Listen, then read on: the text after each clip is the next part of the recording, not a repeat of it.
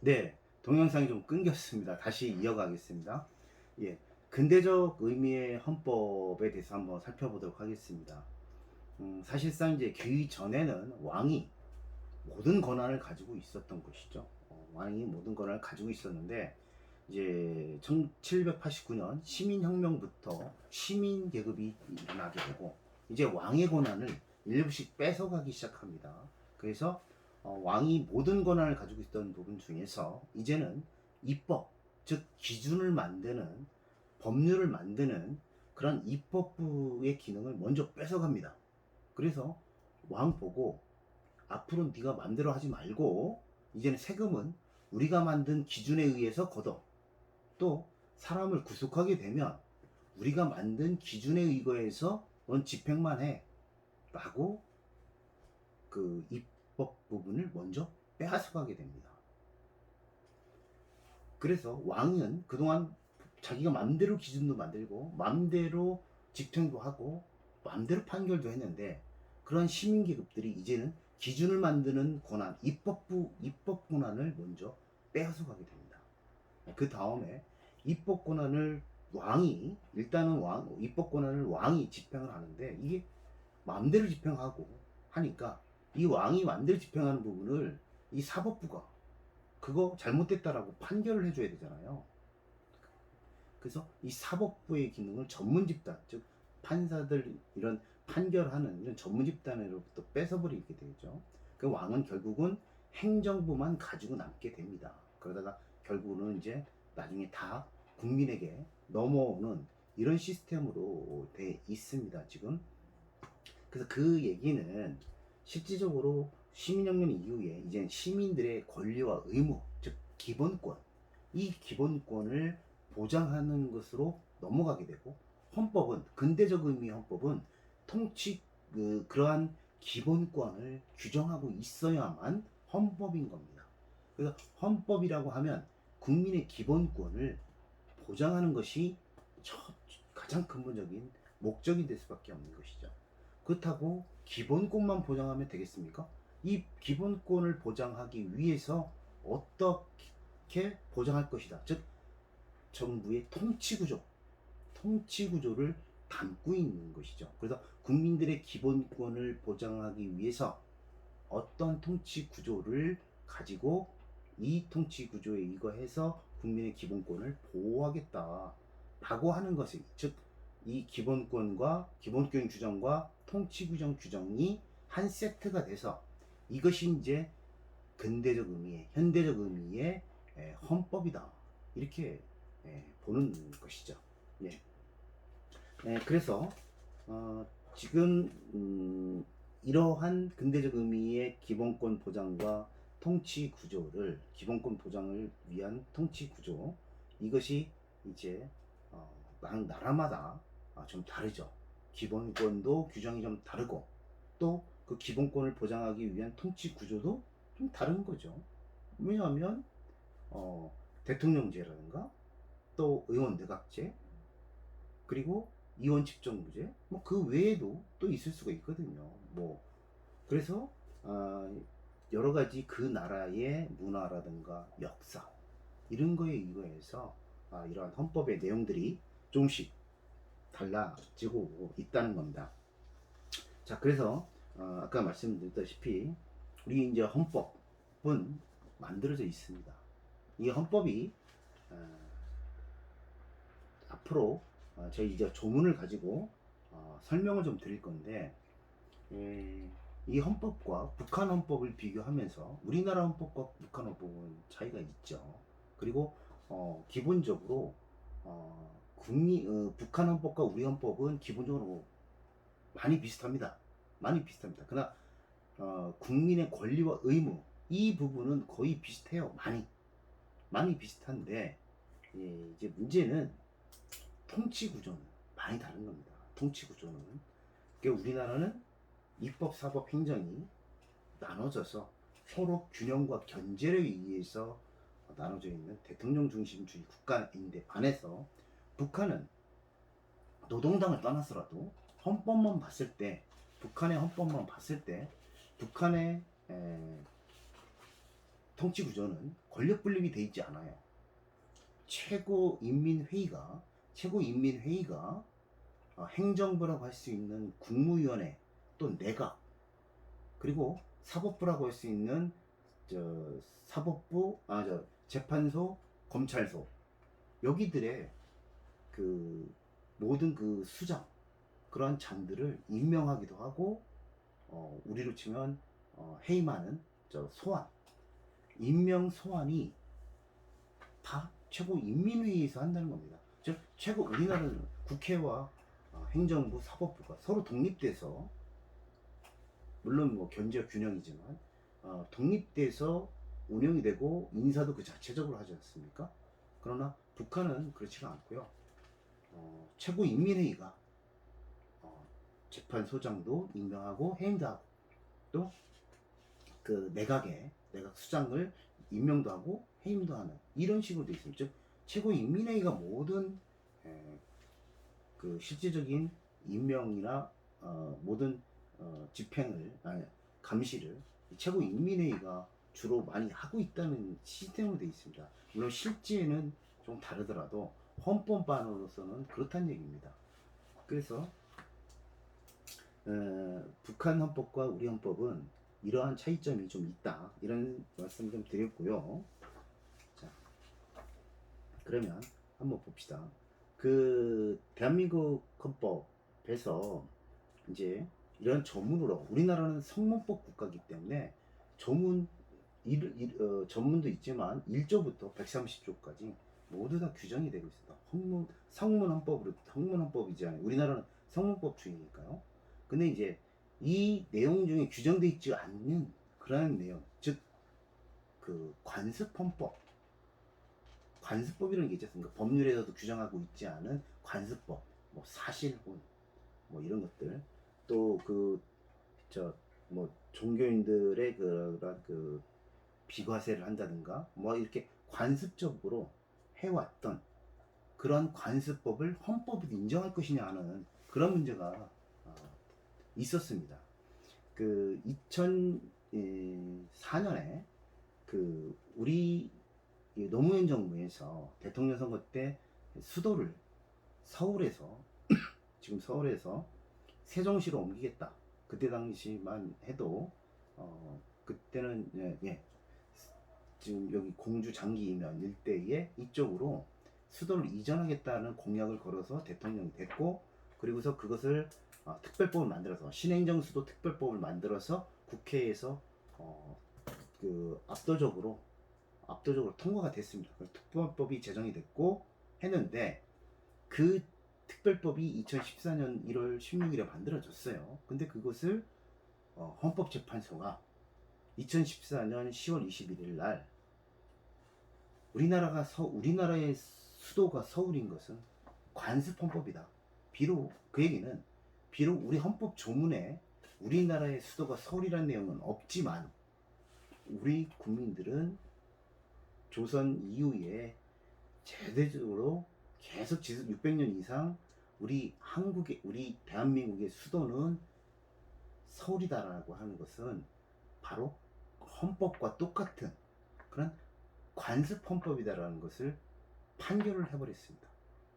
그래서 우리 헌법과 똑같은 관습헌법이기 때문에 헌법은 법률로서는 안 되는 겁니다. 법률로서는 게 아니라 결국은 국회를 통과하고 3분의 1 통과하고 국민투표에 의해서 헌법이 만들어지거든요. 그러니까 관습헌법이기 때문에 적어도 헌법 개정과 같은 절차에 의거해서 수도를 옮겨야 된다는 거예요. 그래서 그때 당시에 관습헌법에 그러한 이야기가 처음으로 우리나라에 도입이 됐었습니다. 그 전에도 헌법책에서는 관습헌법이라는 내용이 없었어요. 그렇지만 이 신행정수도 특별법 위헌 판결에서 관습법이라는 이야기가 나오게 됐고, 그것에 의해서 결국은 관습헌법이라는 것이 이제 우리 헌법 책에 이제 등장을 하게 됐던 겁니다. 그때 당시 그래서 말이 많았어요. 노무현 대통령은 심지어 어디 보도 듣도 못한 관습헌법 얘기를 가지고 그런 것을 위헌 판결 내두느냐. 헌법재판소가 어떤 헌법을 스스로 만들었다. 자기 스스로 법을 만들었다. 이렇게까지 격하하고 막 그렇게 했던 게 기억이 납니다. 뭐 학자들 간의 견해는 좀 있습니다. 이것을 우리 수도가 관습헌법이냐 아니냐 하는 부분들은 찬반 논의가 지금까지도 있어요. 있는데 어찌됐든 좀 관습헌법이라는 것을 이제는 공식적으로 인정을 하게 됐고, 그것이 이제 우리 헌법에서 이제 또 하나의 비록 이 조문에는 없지만 또 하나의 그러한 헌법으로 등장을 하고 있습니다.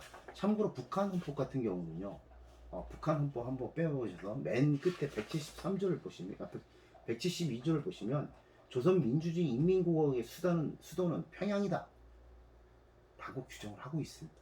헌법에. 그리고 많은 나라들이 헌법에 규정을 하고 있는 나라도 있고요, 없는 나라도 있습니다. 그러나 많은 나라들이 규정을 좀 하고 있어요.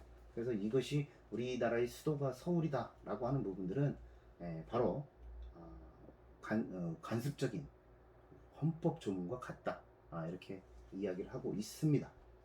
자, 이거 관련해서 실질적으로 최근에 뭐 이제 대통령도 세종시로, 뭐 국회도 세종시로 다 옮겨야 된다 라고 이제 여당 원내총무가 이제 여당 원내총무가 이제 원내대표가 얘기를 했는데, 뭐 그거에 대해서는 좀 생각을 해야 될 것 같습니다. 왜냐하면 일단 대통령이 온다는 얘기는 수도인데, 그렇다고 하면 법률은 안 되고요.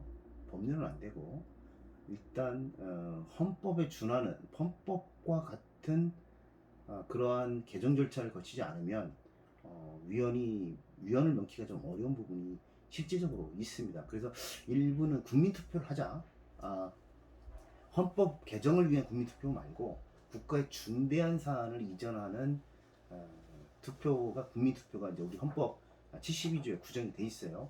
그 투표에 의해서 해도 되지 않겠느냐는 건데, 그리고 뭐 여야 완전 일치로 하게 되면 또 뭐 괜찮지 않겠느냐 뭐 하는데, 일단 그것은 좀 논의가 좀 있습니다. 어찌됐든 헌법재판소는 우리나라 수도가 서울이라고 하는 것은 관습헌법이고, 그 관습헌법도 개정하기 위해서는 성문법을 개정하기 위한 절차로 해야 된다는 것이 헌법재판소의 입장이었거든요. 지금은 좀 달라졌을 수는 있는데, 어쨌든 지금 관습헌법을 인정하고 있다 라고 생각을 하십시오. 자, 그래서 이제 우리가 한번 여러 가지 내용들을 좀 보면, 우리 전문을 한번 잠깐 이제 보겠습니다. 그래서 우리 헌법을 먼저 보게 되면 뭐라고 돼 있냐면, 시행은 1988년 2월 15일이고요. 제정은 전부 개정인데 1987년 10월 29일 날 개정이 됐어요. 그래서 전문에 보면, 맨 밑에 줄 전문에 보면 1948년 7월 10일에 제정되고 8차에 걸쳐 개정된 헌법을 이제 국회의 의결을 거쳐 국민투표에 의하여 제정한다, 이렇게 돼 있어요. 그래서 우리나라 헌법은 8차례, 그러니까 이거는 9번째의 헌법이다 라고 생각하시면 될 것 같습니다. 자, 이제 헌법 전문을 한번 좀 보시죠. 이 헌법 전문은 사실상 뭐 있는 나라도 있고 없는 나라도 있습니다. 이것은 뭐 있는데, 우리나라는 이제 가지고 있는데, 북유럽 같은데, 노르웨이, 스웨덴, 덴마크 뭐 이런 북유럽 쪽은 전문이 또 없어요. 또 선진국은 또 있더라도 간단하게 이마이마해서 전문을 우리 헌법을 개정한다, 또는 헌법을 제정한다, 뭐 여러 자유와 국민의 기본권을 지키고 국민의 인간적 존엄성을 유지하기 위해서 국민들 모두가 이러한 헌법을 만든다, 뭐 이런 식으로 간단하게 돼 있습니다. 대부분. 왜 우리나라 이제 헌법 전문을 보면 잘 돼 있어요. 잘 돼 있고 내용도 좀 적당하긴 합니다. 하지만 중간에 있는 내용들은 좀 서술 형태의 이런 내용들이 좀 많이 있어요. 그래서 그거는 한번 좀 봐야 될 것 같고요. 일단 뭐 북한헌법을 한번 잠깐 보시면 북한헌법도 전문이 안 하고 서문이 있습니다. 서문이 있는데 아, 굉장히 이 북한의 서문은 어떤 뭐 김일성, 김정일의 찬양으로 모두 도배가 되어 있습니다. 노래가 도배되어 있어서 실제로 이건 뭐 용벼청가를 쓴 거라서 그렇게 큰 의미가 있는 그런 내용은 아니다 라고 생각이 됩니다.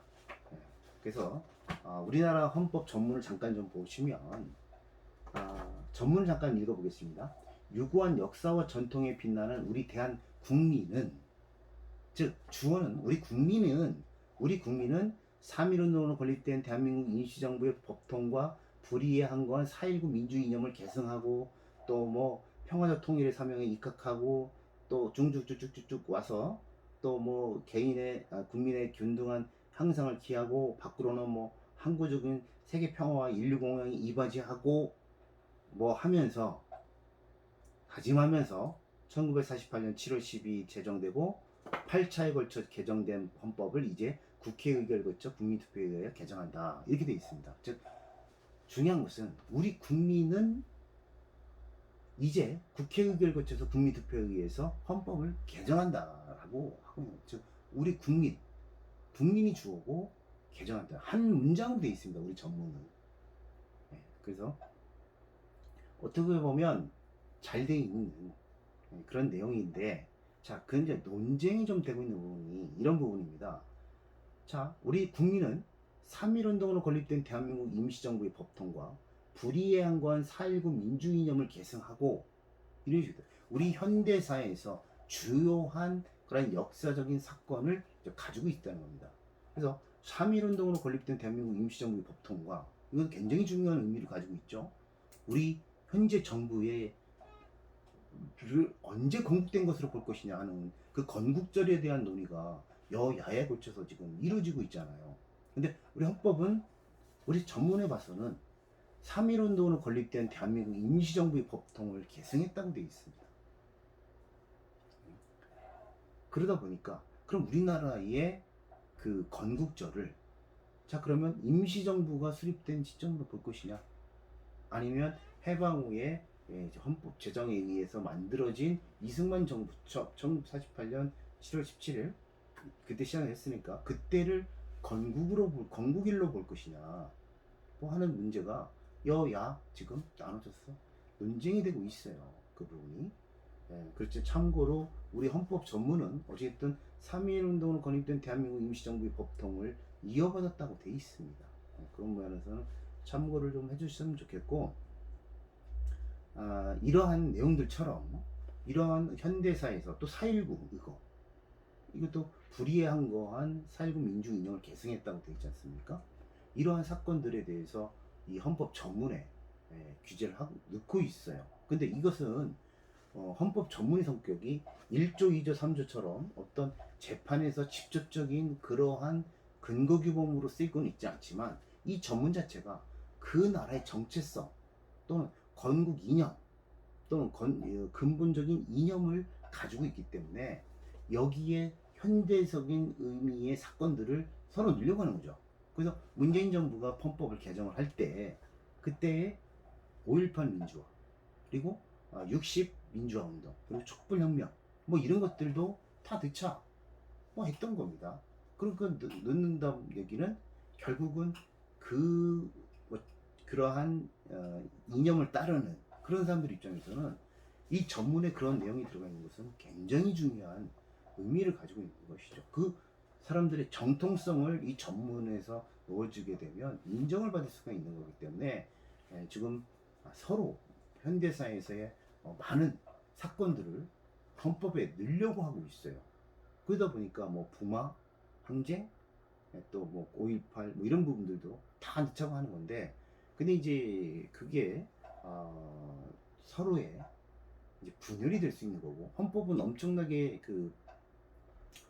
어려운 작업을 국회 3분의 1을 거치고 국민투표위에서 하는 거기 때문에 이게 국민들이 모두 어느 정도의 공감대가 형성되지 않으면 헌법 만들기 힘들어요. 만약에 그런 사건들을 구체적으로 계속 넣게 되면 결국은 국민들의 그러한 일치된 그러한 의견을 보기가 힘들어요. 그렇다면 헌법 개정하기가 힘들죠. 그래서 제 생각에는 현대적 사건들은 더 이후에 나중에 역사적 평가를 받은 이후에 넣는 것이 맞다고 보는 것이죠. 그래서 지금 뭐 계속 그러는 거 아닙니까? 서로 진보 쪽에서는 뭐 5.18 그리고 60 뭐 이런 걸 넣자는 거고, 또 보수 쪽에서는 우리나라 현대에서 굉장히 큰 사건이었던 6.25도 놓자. 뭐 이렇게 되면 서로 헌법 개정 못합니다.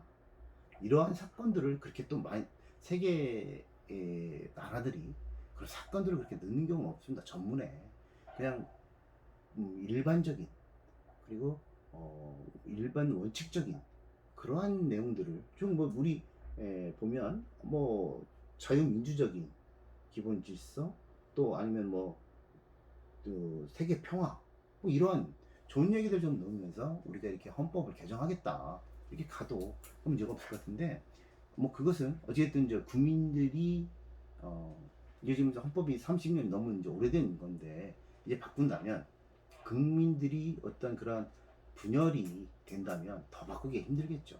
그래서 그런 부분들은 서로 늘려고 하는 건 이해는 되는데, 가능하면 지금 요 정도 3.1 운동도 오래됐기 때문에 역사적 평가 끝났고요. 4.19 운동도 결국은 그러한 우리 현대 사회에서 거의 역사적 평가가 많이 끝난 부분들이기 때문에 요 정도만 담아도, 근데 최근에까지 담게 되면 이제 서로 분열이 될 수 있는 그런 문제가 있기 때문에 그런 부분들은 헌법을 개정한다면 서로 양보를 할 필요가 있지 않을까 이런 생각이 좀 들고요.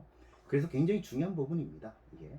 그래서 현 문재인 정부에서는 뭐 여기 자유민주주의 기본질서라는 부분에서 자유를 빼버리면서 굉장히 또 문제가 많았었어요. 그냥 민주주의 기본질서라는데, 민주주의는 무슨 민주주의죠? 북한도 인민민주주의라고 하거든요. 그러다 보니까 이제 보수 쪽 또 진보 쪽이 서로 그런 문제 가지고 쟁성이 되다 보니까 헌법 개정 못 하는 거잖아요. 그럼 계속 못 합니다. 그래서 그러한 이 헌법이 전문은 재판의 직접적 규범으로 쓰이지 않더라도 그러한 이념이라든가 자기네들의 근본 이념을 나타내는 것이기 때문에 굉장히 민감하게 이 부분들을 다뤄지고 있습니다. 그래서 여기서 이제 우리가 3.1 운동으로 건립된 뭐 대한민국 임시정부의 법통 뭐 이런 것들은 지금도 친일제사 귀속할 때 이런 내용들을 근거 이념으로 잡고 있어요. 그래서 비록 세월이 뭐 이제 100년이 넘었지만 친일제사를 귀속하는 것은 우리가 헌법적인 가치로 봤을 때는 그러한 친일재산을 지키겠다는 그 사익보다는 우리 대한민국 국가를 지키려는 그런 공익이 훨씬 크기 때문에 뭐 소급해서 지금도 친일재산을 소급해서 환수하고 하는 부분들은 우리 헌법에 우리가 3.1운동 건립된 대한민국 임시정부의 법통을 이어받았기 때문에 그 논리가 성립될 수 있는 것이거든요. 그래서 친일재산 그러한 문제가 있을 때도 이런 조문들이 나오고요. 또 이제 불이행한 4.19 민주이념을 개선하고 이 부분도 마찬가지예요. 4.19 여기서 불이행한 거한 하기 때문에 저항권이라고 하는, 즉 저항권이라고 하면 공권력, 국가 뭐 공공기관들의 그 공권력이 국민의 권리와 국민의 기본권을 무참하게 침해할 때 국민들은 저항할 방법이 없지 않습니까? 그럴 경우에 그 저항권이 인정이 되는 거죠.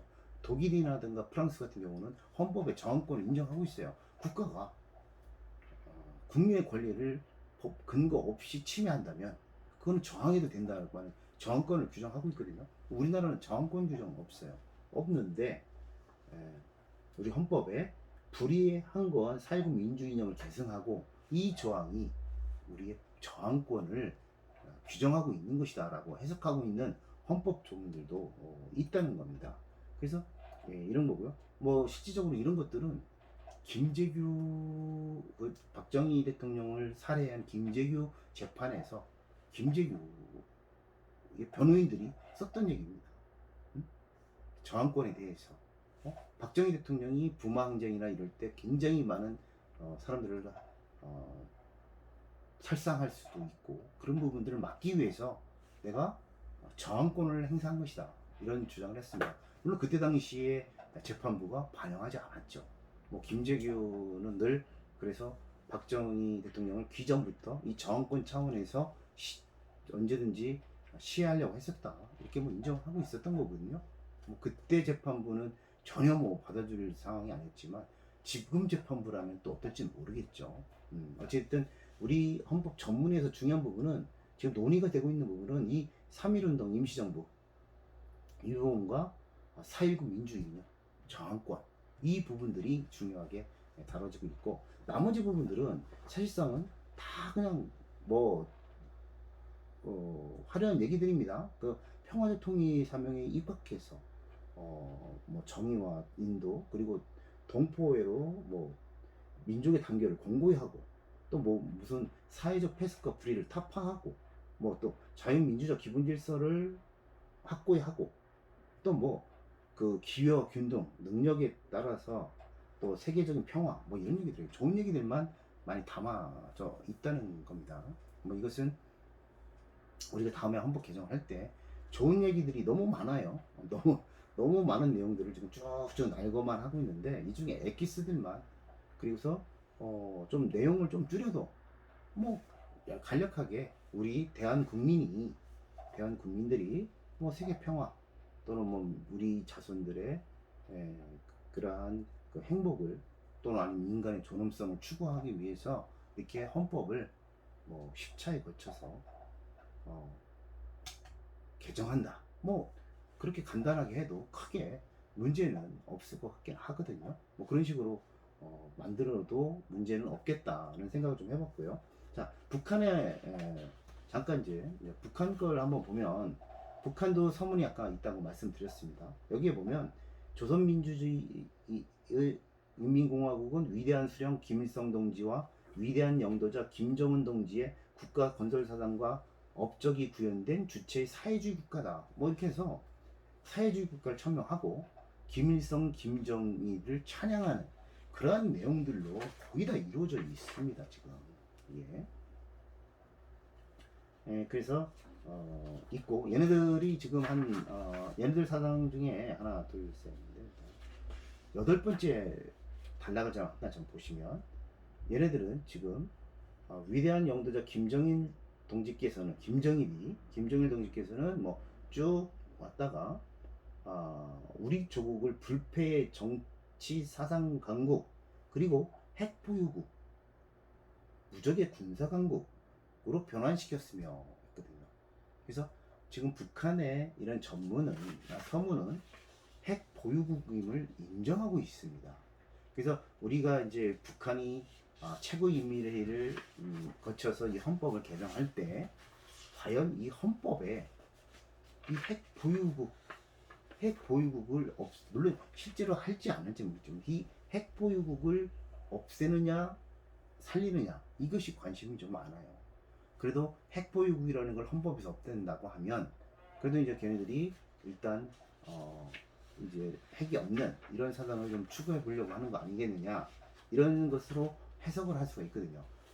북한의 헌법은 어찌됐든 노동 강령보다도 못합니다. 그렇지만 그 김정은 들어와서 자기네들 정상주의 국가로 가기 위해서 이 헌법도 그리고 또 많은 법을 기존에는 이제 자기네들의 지시 이런 거에 의했다면 지금은 많은 부분들을 법제화하고 있습니다. 법을 만들어내고 있어서 자기네들도 이제 정상적인 국가다라는 것을 보여주고 하려고 지금 하고 있는데 실제적으로는 그게 큰 의미는 없는 것이죠. 자, 그렇게 해서 오늘 이제 시간이 좀 거의 다 됐는데요. 우리 헌법은 북한 헌법과 달리 삼권 분립과 법치주의 국가에서 자유민주적 기본 질서를 근본으로 해서 헌법이 만들어졌고, 북한은 사회주의 헌법이라고 해서 김일성, 김정은이가 주도적인 그러한 사회주의 국가로서 굉장히 차이가 있습니다. 그래서 앞으로도 계속 우리 헌법의 그 기본권을 다루면서도 북한의 기본권과도 비교를 해볼 겁니다. 그래서 사실 북한도 형식적으로는 많은 기본권을 갖추고 있습니다. 심지어 거주 이전의 자유도 있고 종교 자유도 있어요, 헌법에는. 그러나 실제로 평양 주민들을 빼고는 일반 주민들은 평양 들어오지 못해요. 즉 거주 이전의 자유가 없습니다. 실제로 여행 허가증 그 평양에 들어가려면 평양 들어가기 위한 허가를 받아야 되고, 평양 시민들도 뭐 이제 여행을 다니려면 뭐 허가를 받아야 되는 그런 거주 이전의 자유가 없거든요. 없는데 그래도 이 헌법은 자기네들이 얼굴이다 생각을 하고 지금 걔네들도 헌법을 계속 만들고 있고, 현실적으로 현실적으로 맞도록 지금 헌법을 바꿔 나가고 있습니다. 그래서 앞으로 이제 오늘 첫 시간 맛보기로 우리나라의 헌법 전문까지만 살펴봤는데요. 다음 주부터는 이제 우리 총각 1조부터 이제 그 설명을 드리려고 합니다. 이 헌법의 그 전문을 헌법을 하게 되면 우리 공법상의 권리와 국민의 권리와 의무, 이 부분은 많은 부분들이 대부분 이해할 수 있도록 이렇게 설명을 좀 드릴 겁니다. 그래서 비대면으로 해서 좀 수업이 좀 답답하겠지만 여러분들이 수업이 끝나고 나서 이 헌법의 조문이라도 한번 읽어보시고 하면 수업에 많은 그리고 효과를 얻으실 수 있을 거라 저는 그렇게 보고 있습니다. 그래서 이 부분 마치고 조문을 한 번씩 이렇게 살펴보시는 것도 괜찮겠다, 이런 생각이 좀 듭니다. 네, 고생 많으셨고 다음 시간에 뵙도록 하겠습니다.